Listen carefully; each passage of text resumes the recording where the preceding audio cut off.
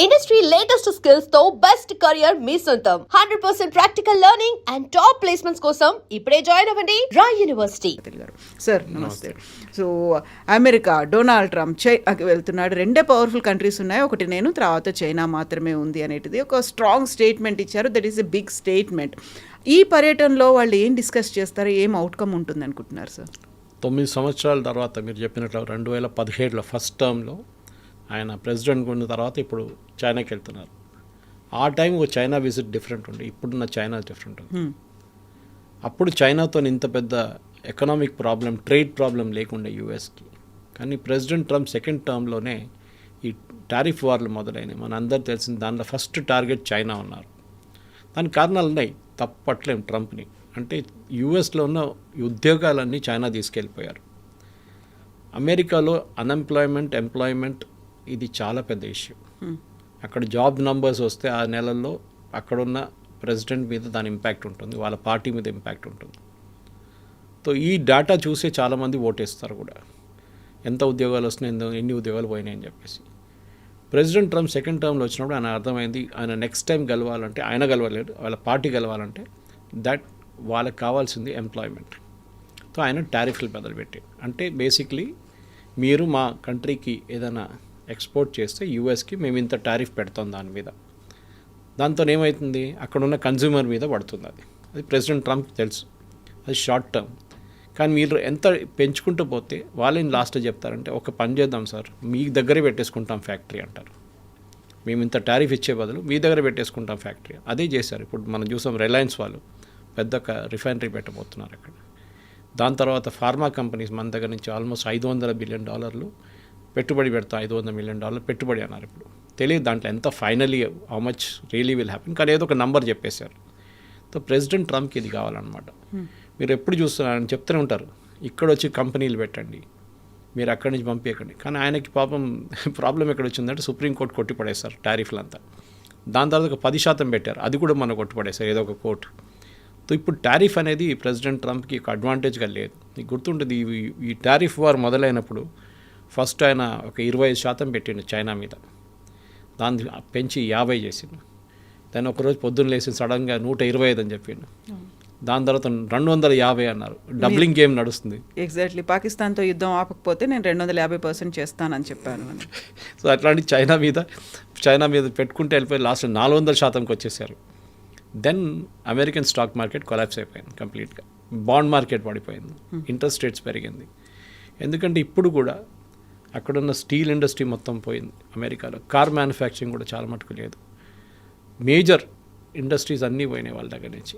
దానికి కారణం చాలా ఉన్నాయి. ఒకటి, హై వేజెస్, అంటే జీతం ఎక్కువ. అమెరికాలో ఎప్పుడు కూడా వాళ్ళు ఎక్కువ జీతం ఇచ్చి లాభాలు తెచ్చుకుంటుంది ఒకటే business, is IT sector, especially IT technology sector. నివిడియా లాంటి చిప్స్ కంపెనీ, వాళ్ళు ఏఐ గురించి పనిచేస్తున్న కంపెనీ అమెరికాలో చాలా ఉన్నాయి. అక్కడ దాన్ని ఇన్నోవేషన్ లెవెల్ కూడా చాలా హై మన దేశం కన్నా. సో న్యాచురల్లీ వాళ్ళ బెనిఫిట్స్ దాంట్లో ఉంటుంది. కానీ ఒక స్టీల్ కంపెనీయో, లేకుంటే కార్ కంపెనీయో, లేకుంటే అట్లాంటి ఉన్న మేజర్ మాస్ ప్రొడక్షన్ కంపెనీస్ అన్నీ ఈ పెద్ద హై వేజెస్తోని వాళ్ళు అన్కాంపిటేటివ్ అయిపోయారు. కార్ యూఎస్లో తయారు చేయాలంటే మీరు ఫర్ ఎగ్జాంపుల్ $20,000-30,000, $20,000 ఉంటే అదే కారు చైనాలో తయారు చేస్తే మీకు $15,000 వచ్చేస్తుంది. మీరు దాని మీద 100% పెడితే కూడా కొనడానికి రెడీగా ఉన్నారు అక్కడ. సో చైనీస్ ఎలక్ట్రిక్ వెహికల్స్ చూడండి, ఇప్పుడు యూరోప్ మొత్తం కంప్లీట్ వాష్అవుట్ చేసేసారు వాళ్ళు.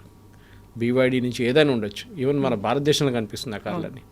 సో ఎందుకంటే చైనాలో వాళ్ళకి సబ్సిడీ, హెవీగా గవర్నమెంట్ సబ్సిడీ ఇస్తారు, ఎస్పెషల్లీ కొత్త బిజినెస్కి సబ్సిడీ ఇస్తారు. సో ఈవీ వచ్చారు, ఈవీ మీద ఇచ్చారు, తర్వాత బ్యాటరీస్ మీద ఇచ్చారు, దానికన్నా ముందు మొబైల్ ఫోన్స్ మీద వచ్చారు. సో చైనా కూడా ఇప్పుడు మీరు ఫార్మస్యూటికల్స్ తీసుకోండి, వాళ్ళు one of the biggest pharmaceutical producer, మనతో కాంపిటీషన్ ఉంది వాళ్ళకి. కానీ అమెరికాకి వాళ్ళు నచ్చారు, ఎందుకంటే మీరు చైనా మా ఉద్యోగం తీసుకెళ్ళిపోయారు. ఇది ఒక స్టాండర్డ్ డైలాగ్ ఉంది అమెరికన్ ప్రెసిడెన్సీ. అది రైట్. మీరు బిల్ క్లింటన్ నుంచి ఇప్పుడు జార్జ్ బుష్ నుంచి ప్రెసిడెంట్ ట్రంప్ దాకా అందరు అదే మాట అన్నారు. కానీ ఏం చేయగలరు, ఏం చేయలేరు వీళ్ళు. నేను చెప్పాను చూడండి, మీరు అమెరికాకి తీసుకొస్తే అన్కాంపిటేటివ్. దానికోసం ప్రెసిడెంట్ ట్రంప్ లాస్ట్ ఎలక్షన్ క్యాంపెయిన్లో, ఈ ఎలక్షన్ క్యాంపెయిన్లో ఆయన మాట్లాడుతూ అన్నారు, మాకు టీషర్ట్ చేసే కంపెనీలు, తయారు చేసే కంపెనీలు మాకు వద్దన్నారు. The idea was very clear. Because ఆ టీషర్ట్ తిరుపూర్లో కానీ, లుధియానా కానీ, బంగ్లాదేశ్లో తయారు చేస్తే దానికన్నా చాలా తక్కువ రేట్లో వస్తుంది అక్కడ. అదే మీరు అమెరికాలో తయారు చేస్తే దానికన్నా 5 times 10 times కాస్ట్ అవుతుంది. సో మాకు టీ-షర్ట్ తయారు చేసే కంపెనీలు వద్దు, మాకు హై టెక్నాలజీ కంపెనీస్ కావాలి. సో ఆయన స్ట్రాటజీ చాలా క్లియర్. చైనా నుంచి పోటీ పడ్డం అంటే ప్రెసిడెంట్ ట్రంప్కి తెలిసిపోయింది it is a zero sum game అని, ఎవరు గెలవరు దాంట్లో. దానికన్నా బెటర్ చైనాతోని ఉండి చైనా దగ్గర పని చేయించుకుంటే బాగుంటుంది. ఇప్పుడు కూడా మీరు చూడండి యూఎస్లో ఉన్న చాలా కంపెనీలు ఈ స్టాక్ మార్కెట్ క్రాష్ అని చెప్పింది చూడండి, దానికి కారణం అది. యూఎస్లో ఇప్పుడు ఉన్న చాలా మటుకు కంపెనీస్లో వాళ్ళ మేజర్ కాంపోనెంట్స్ అంతా చైనా నుంచి వస్తుంది, లేకుంటే కెనడా నుంచి వస్తుంది, లేకుంటే యూరోప్ నుంచి వస్తుంది, లేకుంటే మెక్సికో నుంచి వస్తుంది. అది యూఎస్ చేయట్లేదు. ప్రెసిడెంట్ ట్రంప్ ఏమో అది కూడా మీరు యూఎస్లో పెట్టండి, చిన్న చిన్న దాన్ని కూడా పెట్టుబడి పెట్టండి, ఎవరు పెట్టట్లేదు. They are ready for big things, not for small companies. The components రాకపోతే ఇప్పుడు మనకు తెలుసు ఒక టైంలో ఐఫోన్ మ్యానుఫ్యాక్చరింగ్ అంతా చైనా నుంచి ఉండే. తర్వాత ఈ పెద్ద క్రైసిస్ వచ్చిన తర్వాత, ఎస్పెషల్లీ కోవిడ్ వచ్చిన తర్వాత సప్లై చైన్ మీద చాలా పెద్ద ఇంపాక్ట్ వచ్చింది. మీకు గుర్తుంటుంది ఆ టైంలో వీళ్ళు బల్క్ ఇంటర్మీడియట్స్ అంటారు, అంటే మనం హైదరాబాద్లో ఫార్మస్యూటికల్ అది యూజ్ చేస్తారు. ముందు మనం దాంట్లో లీడర్స్ ఉండే, తర్వాత మనం దాన్ని పక్కన పెట్టేసాం, వాల్యూ ఎడిషన్ లేదని చెప్పి వాల్యూ ఎడిషన్కి వెళ్ళిపోయాం. అంటే ఫైనల్ ట్యాబ్లెట్లు, ఫైనల్ సిరప్లు తయారు చేయడంలో వెళ్ళిపోయాం మనం. We got out of the intermediate thing. Covid వచ్చిన చైనా ఏమన్నారు, ఆపేశారు అది. Simply put a stop it saying you cannot export it any longer. మనకు లేదు ప్రోడక్ట్స్, మనం మొత్తం సప్లై చైన్ ఆగిపోయింది. చిప్స్ కూడా అదే మీకు గుర్తుంటుంది, సేమ్ థింగ్ హ్యాపెన్. కొరియా దగ్గర నుంచి చిప్స్ రావడం క్లోజ్ అయిపోయింది. కార్లు డిలే అయిపోయినాయి, 6 నెలల నుంచి సంవత్సరం పాటు కార్స్ ఆఫ్ కట్స్. ఎందుకంటే ఇప్పుడు అన్ని కార్స్లో ఎలక్ట్రానిక్ ఎక్కువ ఉంటుంది, మెకానికల్ తక్కువ ఉంటుంది. సో అది మనం నేర్చుకున్న చాలా పెద్ద లెసన్. అది అమెరికా కూడా నేర్చుకున్నాం. దట్ సప్లై చైన్ డిస్ట్రప్షన్స్ అంటే ఇప్పుడు మనం చూస్తున్నాం ఈ ఇరాన్ వార్లో అన్నిటికంటే పెద్ద ఆయిల్ సప్లై డిస్ట్రప్షన్ వచ్చేస్తుంది. ఆయిల్ ఒకటే అనుకుంటే కాదు, దాని petrol, diesel, aviation, kerosene, propane, butane, methane, nitrogen, fertiliser, అన్ని ప్రోడక్ట్స్ ఉన్నాయి దాంట్లో. సో మన క్రూడ్ ఆయిల్ అనుకోగానే పెట్రోల్, డీజిల్ ఒకటే కాదు, దెర్ ఆర్ 101 ప్రోడక్ట్స్. ఈవెన్ మన దగ్గర ఇప్పుడు కొన్ని కంపెనీస్, లిక్కర్ కంపెనీస్ అంటున్నారంట, మాకు బాటిల్ తయారు చేయడానికి మెటీరియల్ లేదు మా దగ్గర, రా మెటీరియల్ లేదండి. ఇక gain has come from Gulf. So supply chain ఆలోచించేతో మోదీ గారు మనం మాట్లాడుతూ అది కూడా చెప్పారు. అది మనం మిస్ అయిపోయాం.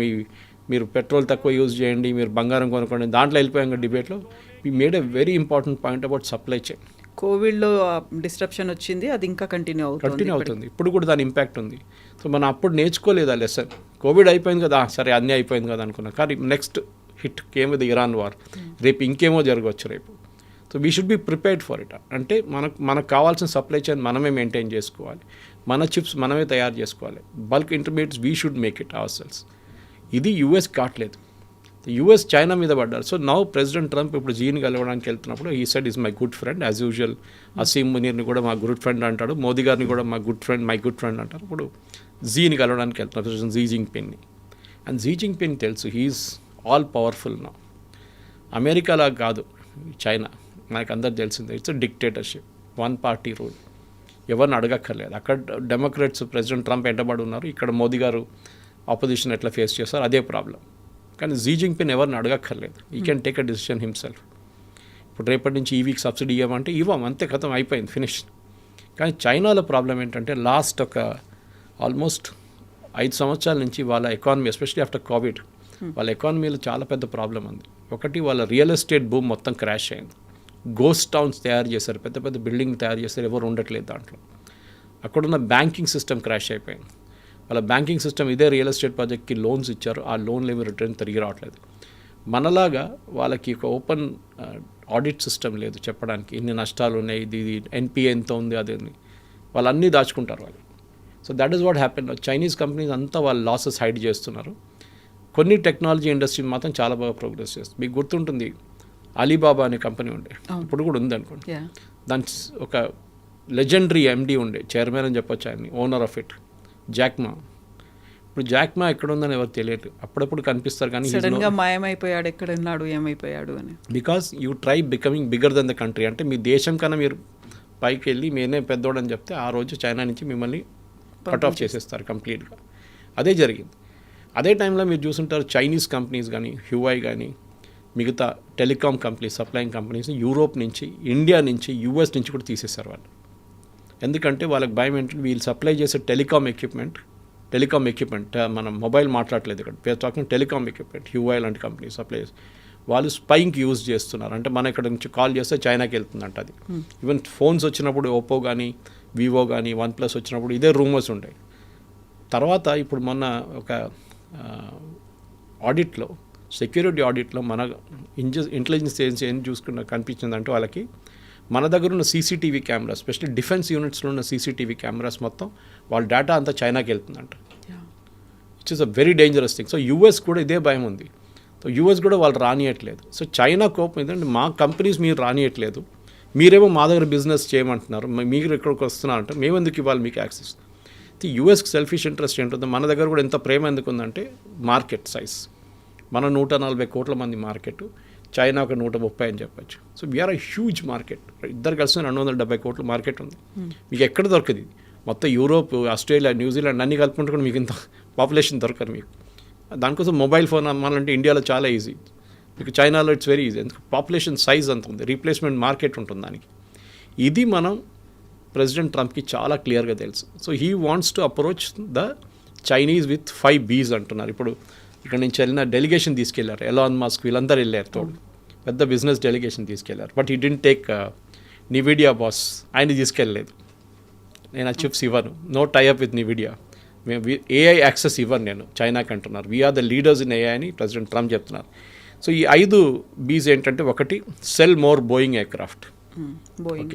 చైనా వాళ్ళ ఓన్ ప్యాసింజర్ ఎయిర్క్రాఫ్ట్ చిన్న తయారు చేసుకుంటున్నారు, కానీ ఆ బోయింగ్ స్కేల్కి వాళ్ళు రాలేదు ఇంకా.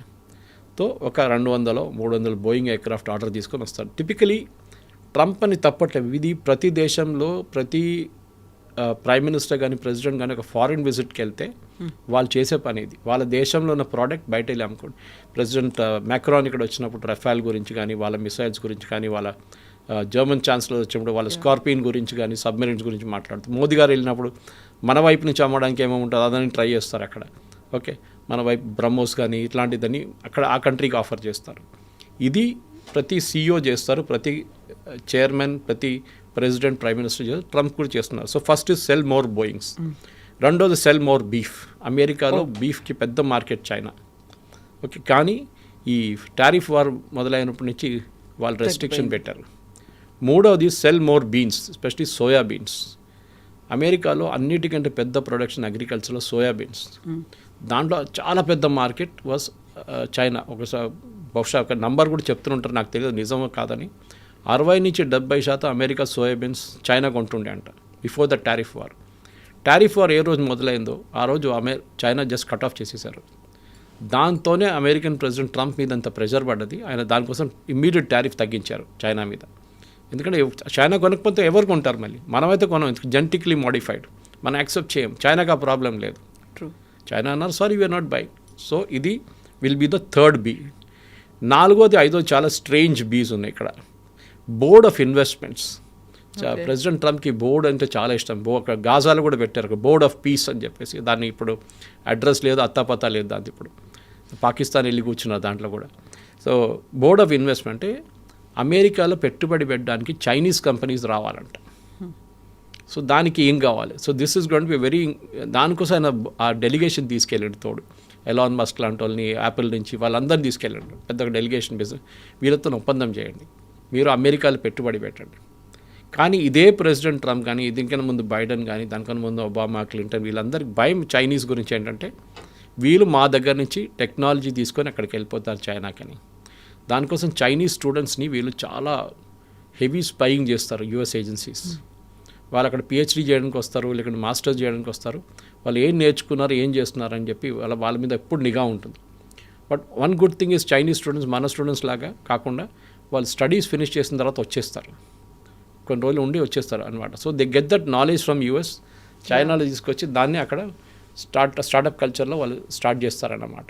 మన వాళ్ళు అక్కడే ఉండిపోతారు. బేలో కానీ మిగతా ప్లేసెస్లో, సిలికాన్ వ్యాలీలో వాళ్ళు అక్కడ స్టార్ట్ చేస్తారు వాళ్ళ కంపెనీ. మన దగ్గర బ్రెయిన్ డ్రైన్ అవుతుంది అనే మాట వస్తుంది. కరెక్ట్. సో ప్రెసిడెంట్ ట్రంప్కి దాని 5వదేమో బోర్డ్ ఆఫ్ ట్రేడ్. ఇది చాలా ఇంపార్టెంట్. ఎందుకంటే అమెరికా, చైనా నడిమిట్లో ఉన్న ప్రాబ్లం ఒకటి పాలిటిక్స్ అండ్ ట్రేడ్. డొమెస్టిక్ పాలిటిక్స్లో చైనాకి ఏమైనా మీరు ఫేవర్ చేస్తే ఆ ప్రెసిడెంట్ ఫంగత్ అంతే. మన పాకిస్తాన్తో ఒప్పందం చేసుకుంటే ఎట్లా ఉంటుంది, మోదీ గారు ఆ స్టేట్లో ఉంటుంది.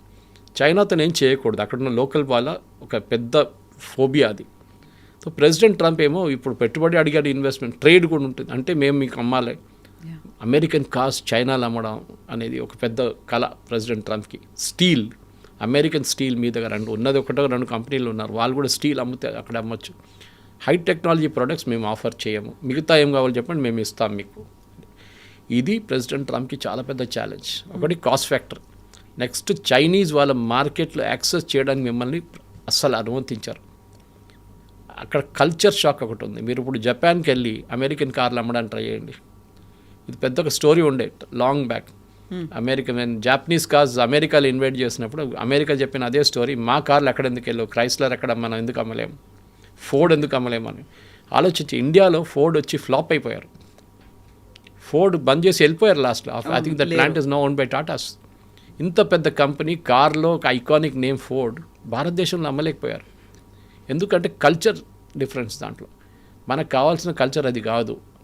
అదే టైంలో హ్యుండై సక్సీడ్ అయింది, అదే టైంలో మీరు చూస్తున్నారు మారుతి అంటే సుజుకి వాళ్ళ బ్రాండ్ వచ్చి ఇక్కడ సక్సీడ్ అయ్యాయి, కానీ కియా సక్సీడ్ అయింది. But these people are not able to succeed. In fact ఒక చిన్న స్టోరీ కూడా ఉంది దాన్ని, ఎందుకు ఫోర్డ్ ఫ్లాప్ అయిందని చెప్పి మార్కెటింగ్ సర్కిల్స్లో మీకు ఎప్పుడు కానీ వాళ్ళు ఫోర్డ్ ఇంట్రడ్యూస్ చేసినప్పుడు ఫ్రంట్ విండోలో పవర్ విండోస్ పెట్టారంట, డ్రైవరు ప్యాసింజర్ పక్కన, కానీ బ్యాక్ సీట్లో ఉన్న వాళ్ళకి మాన్యువల్ విండో పెట్టారంట. లాజిక్ ఏంటంటే ఫ్రంట్ సీట్లో డ్రైవర్ ఉంటారు, ఫ్రంట్ సీట్లో బాస్ కూర్చొని కారు నడుపుతారు, బ్యాక్ సీట్లో ప్యాసింజర్లు ఎవరో కూర్చుంటారు. కానీ మన ఇండియాలో ఫ్రంట్ సీట్లో డ్రైవర్ ఉంటారు. మరి పాపం డ్రైవర్కి మోటరైజ్ విండో ఉంది, వెనక బాస్ ఏమో మాన్యువల్ తిప్పుతున్నాడు అన్నమాట. సో అవి చిన్న ఒక ఎగ్జాంపుల్ అది. Then they corrected it later.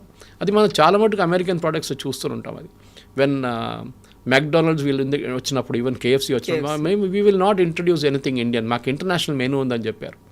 తర్వాత ఏమైంది, మొత్తం ఫ్లాప్ అయిపోయింది. Then they introduce paneer rice, ఆ రైస్ ఈ రైస్, ఇప్పుడు అది బెస్ట్ సెల్లర్స్ అయిపోయింది వాళ్ళ పనీర్ టిక్కా బర్గర్ అది. సో చైనాలో కూడా అదే కల్చర్ షాక్ చైనీస్తో ఉన్నది. ఎందుకంటే మన అందరూ తెలుసు చైనాని ఒక మాసింగ్ టైం నుంచి కల్చరల్ రెవల్యూషన్ జరిగినప్పటి నుంచి, దెన్ టియనమెన్ మ్యాస్కర్ జరిగిన తర్వాత ఒక అమెరికా రష్యాతో ఎట్లా ఒక ఆపోజిషన్ కంప్లీట్ ఒక వాల్ లాగా వచ్చేస్తుంది, చైనా యూఎస్ నడిమేట్లో కూడా ఒక వాల్ వచ్చింది. కానీ దాని తర్వాత చైనా టేక్ ఆఫ్ చేశారు చూడండి. ఎస్పెషల్లీ లాస్ట్ ఒక 30 సంవత్సరాల్లో మ్యానుఫ్యాక్చరింగ్ స్ట్రెంగ్త్లో వాళ్ళది పెరిగింది. వాళ్ళది చైనా చాలా మటుకు చైనీస్ గవర్నమెంట్ వాళ్ళ కంప్లీట్ ల్యాండ్ కానీ, వాళ్ళ బ్యాంకింగ్ సిస్టమ్ కానీ, వాళ్ళ టెక్నాలజీ అడాప్షన్లో చాలా మటుకు ఎఫర్ట్స్ పెట్టారు. అది ఇప్పుడు కనిపిస్తుంది. మనం చాలా దూరం ఉన్నాం చైనా కన్నా. We have to catching up అనేది, we have to lot of catching up to do. మళ్ళీ అక్కడికి వెళ్తున్నప్పుడు కూడా ఇరాన్ గురించి మాట్లాడాడు డొనాల్డ్ ట్రంప్. అందులో సర్వనాశనం అయిపోతుంది, యుద్ధం చేయడానికి అక్కడ మిగిలింది ఏం లేదు, ఇంకా ఇరాన్ ఏమైనా కావాలని కోరుకుంటే, యుద్ధం కంటిన్యూ అవ్వాలనుకుంటే ఇంకా సర్వనాశనం ఒకటే మిగిలింది అనేది. సో నాట్ ఓన్లీ చైనాతో ఉన్నటువంటి ట్రేడో లేకపోతే వాళ్ళతో డీల్స్ అవి మాట్లాడుకోవడమే కాదు, ఇరాన్ గురించి కూడా మాట్లాడుకోబోతున్నాడు అని. బట్ చైనా దీంట్లో ఇంటర్వ్యూన్ అవుతుందా? ఎందుకంటే చైనా ఇరాన్కి హెల్ప్ చేస్తుంది, లేకుంటే ఇరాన్ నుంచి చైనాకి ఫ్యూయల్ వెళ్ళిపోతుంది, క్రూడ్ ఆయిల్ వెళ్ళిపోతుంది అనుకున్నప్పుడు ఇంటర్వ్యూన్ అవుతుందా, మాట్లాడుతుందా, చర్చలు ఏమైనా జరుగుతాయా? చైనాకి దీంట్లో కొన్ని లిమిటేషన్స్ ఉంది. ఒకటి మనకందరూ తెలిసిన స్ట్రైట్ ఆఫ్ హార్మోస్ ఏ రోజు క్లోజ్ చేశారు, ఆ రోజు నుంచి చైనాకు ఒక బ్యారెల్ ఆయిల్ కూడా రావట్లేదు. చైనా 90% ఇంకా ముందు మాట్లాడాను, 90% oil, Iranian oil China consume చేస్తుంది. ఈ బ్యాన్ వచ్చినప్పుడు, ఈ బ్యాన్ ఎప్పుడు ఆల్మోస్ట్ 48 సంవత్సరాల ముందు వచ్చిన బ్యాన్ అది. అప్పటి నుంచి చైనా మీద ఆంక్షలు ఉన్నాయి, శాంక్షన్స్ ఉన్నాయి. ఇప్పుడు వీళ్ళు తీసుకెళ్ళలేకపోతున్నారు. సో చైనా ఏం చేస్తున్నారు, ఓకే మేము కొనలేం కదా ఆయిల్ అని చైనీస్ కంపెనీస్ని పెట్టారు ఫ్రంట్గా. ఆ కంపెనీస్కి ఒక యూరోపియన్ కనెక్షన్ పెట్టేశారు ఎక్కడో. తో ఒక యూరోపియన్ షిప్ వచ్చి తీసుకెళ్ళిపోతున్నారు ఆయిల్. కానీ అక్కడి నుంచి కొంచెం దూరం పోయినాక తిప్పి చైనా వైపు వెళ్ళిపోతుంది. అక్కడ ఏదో ఒక ప్రైవేట్ రిఫైనరీ ఉంటుంది, మన జామ్నగర్లో రిలయన్స్ ఉన్నట్ల. వాళ్ళు దాన్ని రిఫైన్ చేస్తారు. రిఫైన్ చేసుకుని ఎవరికి అమ్ముకుంటారో తెలియదు.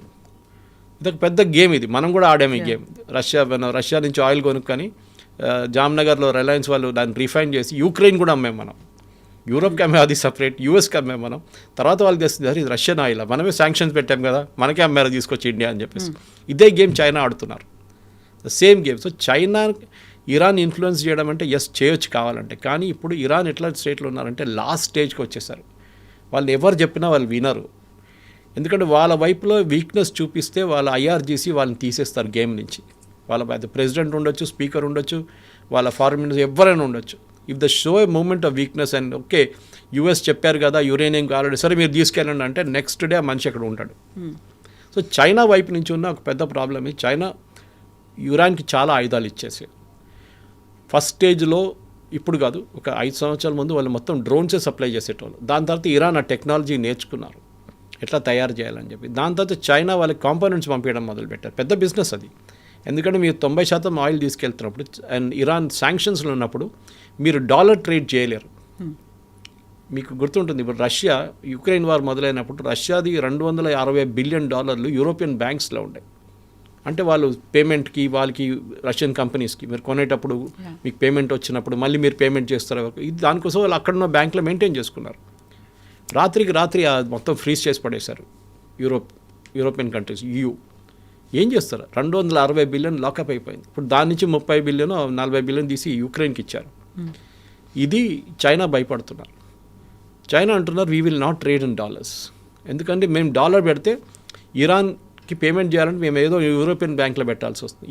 వీళ్ళు యూరోప్ దాన్ని తీసేశారు, స్విఫ్ట్ నుంచి తీసేశారు. Less like Russia international banking system. మన దగ్గర NEFT లాగా ఒక ఇంటర్నేషనల్ లెవెల్ స్విఫ్ట్ అని ఉంటుంది, మనీ ట్రాన్సాక్షన్. అది హ్యూజ్ అమౌంట్, 1 బిలియన్ 2 బిలియన్ అట్లా ట్రాన్స్ఫర్ చేస్తారు.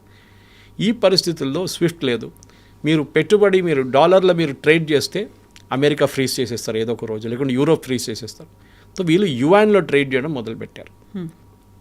So Iran gets paid in వాళ్ళు యువాన్ పే చేస్తారు. వీళ్ళు వాళ్ళకి మళ్ళీ అదే డబ్బులు రిటర్న్ చేసి ఆయుధాలు కొనుక్కుంటారు.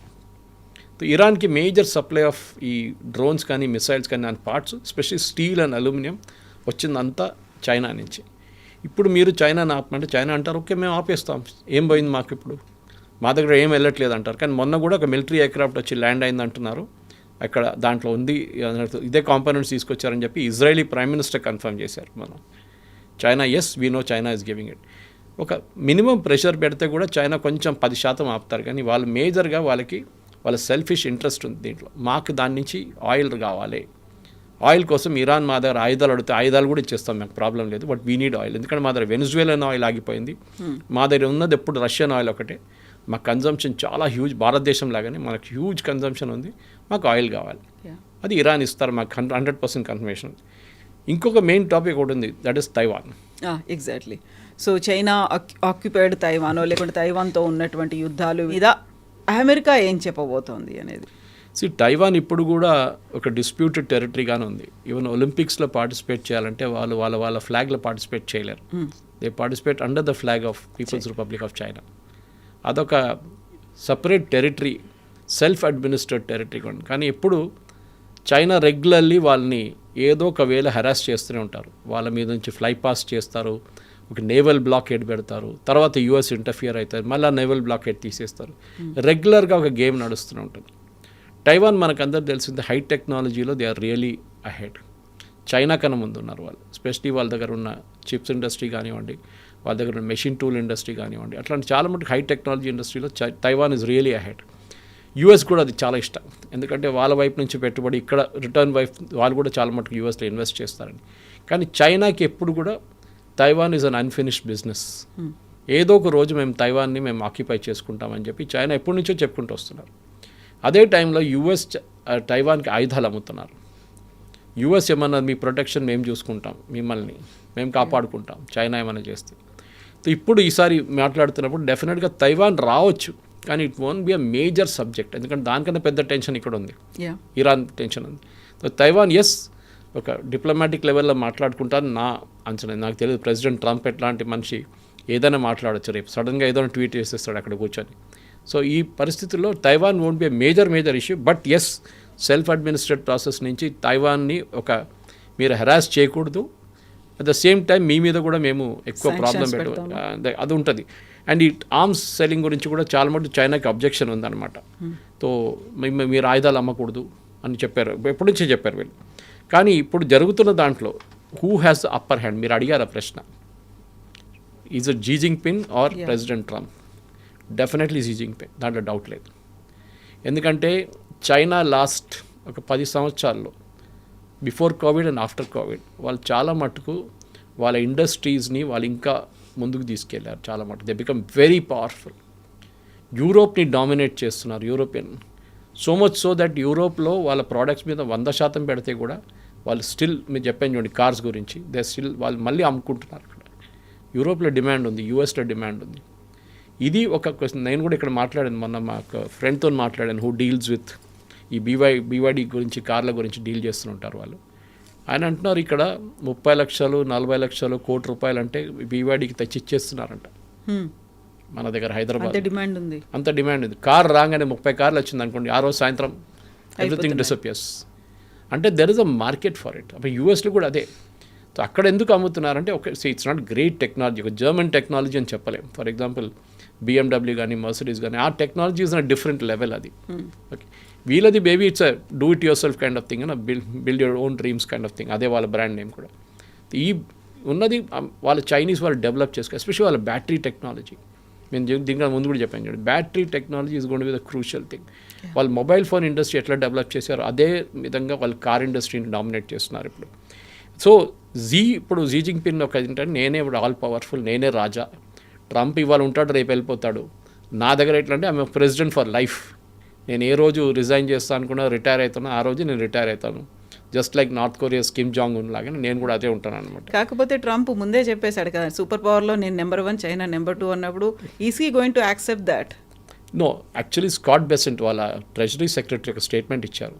ప్రెసిడెంట్ ట్రంప్ ఎప్పుడు యాక్సెప్ట్ చేయాలి. స్కాట్ బెసెంట్ అన్నారు, China is the biggest threat to the world's economy అన్నారు. యుఎస్ థ్రెట్ అని చెప్పట్లేదు, biggest threat to the world's economy. ఎందుకంటే వీళ్ళు ఎక్కడ వెళ్తే కానీ ఆ మార్కెట్ మొత్తం డిస్టర్బ్ చేసేస్తారు వాళ్ళు. మీరు చిన్న దేశాలు ఆలోచించండి, వియట్నాం కానీ, థాయిలాండ్ కానీ, కంబోడియా కానీ, ఇట్లాంటి దేశాలు కూడా వాళ్ళు పెద్ద పెద్ద ఫ్యాక్టరీలు పెట్టుకున్నారు వాళ్ళు బ్యాన్ బీట్ చేయడానికి. రేపు యుఎస్ అంటారు చైనీస్ మేడ్ ఇన్ చైనా మీరు ఇక్కడ అమ్మలేరంటే మేడ్ ఇన్ వియట్నాం నుంచి వస్తుంది. కంపెనీ చైనాదే. మీరు చూసుంటారు ఇప్పుడు ఇప్పుడు మొబైల్ ఫోన్స్ రావట్లేదు, కానీ దీనికన్నా ముందు చాలా మటుకు mobile phones made in Vietnam, made in Thailand అని వస్తుంది. బికాస్ ఇదే చైనీస్ కంపెనీస్. బికాజ్ మనం ఒక క్లాంప్ డౌన్ చేసాం, మనం సోలార్ చేసాం చైనా మీద. వాళ్ళు ఇప్పుడు కంప్లైంట్ చేస్తున్నారు దాని గురించి, మన సోలార్ ప్రొహిబిట్ చేస్తున్నాం వాళ్ళ దగ్గర నుంచి, మనం అలో చేయట్లేదు. ఎందుకంటే మన డొమెస్టిక్ ప్రొడక్షన్ పెరిగింది మన దగ్గర. సేమ్ యూఎస్ కంప్లైంట్ చేస్తున్నట్లు వాళ్ళు కూడా చేస్తున్నారు, మమ్మల్ని యాక్సెస్ ఇవ్వట్లేదు మీరు మార్కెట్కి అని చెప్పేసి. అట్ ద సేమ్ టైం మనం కూడా అర్థం చేసుకున్నాం China is a huge market. కానీ మనకు చైనా వైపు నుంచి మన ట్రేడ్ బ్యాలెన్స్ చూస్తే వాళ్ళకే సర్ప్లస్ ఉంది. మనం అచీవ్ చేయాలంటే మనం చాలా కష్టపడాలి ఆ లెవెల్కి రావాలంటే. బట్ స్కాట్ బెసెంట్ చెప్పింది కరెక్టే, China is a threat to the world's economy, దాంట్లో డౌట్ లేదు. అండ్ అఫ్కోర్స్ ఇప్పుడు చాలా మటుకు యుఎస్ బ్యాన్ వచ్చిన తర్వాత చాలా మటుకు చైనీస్ ప్రొడక్ట్స్ ఇప్పుడు సౌత్ ఈస్ట్ ఏషియాకి వెళ్తుంది. వాళ్ళు అక్కడ అమ్ముతున్నారు.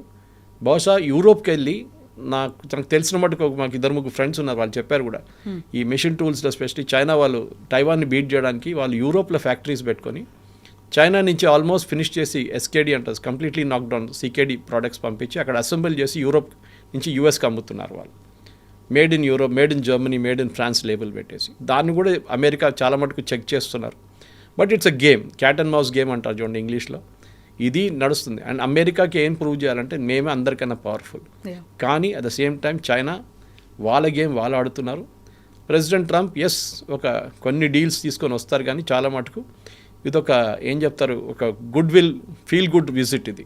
దీంట్లో పెద్ద అనౌన్స్మెంట్స్ ఏం రాదు, కానీ ఒక ఫీల్ గుడ్ విజిట్ ఉంటుంది. కొన్ని డీల్స్ చేస్తారు, కొన్ని చెప్పినట్టు బోయింగ్ కానీ మిగతా అది తీసుకొని ప్రెసిడెంట్ ట్రంప్ వచ్చి నేను కలిసేసాను, we are the most powerful country అని చెప్పి ఇంకో ట్వీట్ చేస్తారు ఆయన. ఆ తర్వాత ఇరాన్ మీద అటాక్ ఉంటుంది. అది చైనా నుంచి బయలుదేరేటప్పుడు జరుగుతుంది చూడండి. అది డెఫినెట్గా దట్ విల్ హ్యాపెన్. బికాస్ చైనాలో ఉన్నప్పుడు చేయకూడదు, అది చాలా మటుకు కేర్ఫుల్ ఉండాలి. అది చాలా పెద్ద డిప్లొమాటిక్ ఇన్సిడెంట్ అయిపోతుంది. ఏ రోజు చైనా నుంచి బయలుదేరుతారో ఆ రోజు అమెరికా చేస్తారో లేకుంటే ఇంకెవరైనా బాంబ్ చేస్తారో we don't know. It can be UAE, it can be Saudi Arabia, it can be Israel, ఎవరైనా చేయొచ్చు. Yes sir, thank you so much. Very much. Thank you. Subscribe iDream and please subscribe to iDream. For more videos, subscribe to iDream. Please like, share and subscribe to the channel. Congratulations, iDream. Subscribe to iDream. Subscribe to iDream. So subscribe to iDream Media. iDream ki iDream team andarki huge congratulations. Please subscribe iDream Media. Please subscribe to iDream. Subscribe iDream. Please subscribe to iDream. iDream అంటే నా కళల ఛానల్ను subscribe చేసుకున్న నోరు తిరుగుతలేదు, మీరైతే గంట గుర్తు కొట్టండి. For more such videos, please subscribe to iDream. Subscribe to iDream. Please subscribe to iDream. Please subscribe iDream Media. Please do subscribe to iDream. Please subscribe to iDream Media. For best entertainment and information, please subscribe iDream. And don't forget to subscribe to iDream.